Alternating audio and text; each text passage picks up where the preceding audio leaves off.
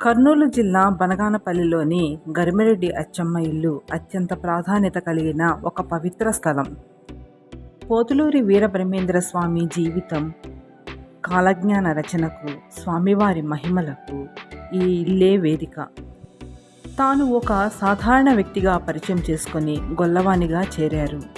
స్వామివారు ప్రతిరోజు అచ్చమ్మ ఆవులని మేపడానికి సమీపంలోని రవ్వలకొండకి వెళ్ళేవారు.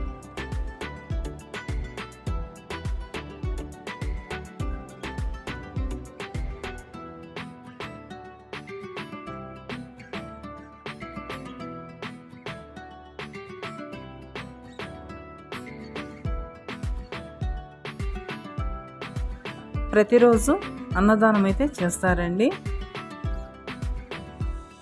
రండి, స్వామివారు రాసిన కాలజ్ఞాన పత్రాలను ఈ చింత చెట్టు కిందనే ఉంచారండి. ఈ చింత చెట్టుకే జాజిపూలు పూసాయని అప్పుడు చెప్పుకున్నారు.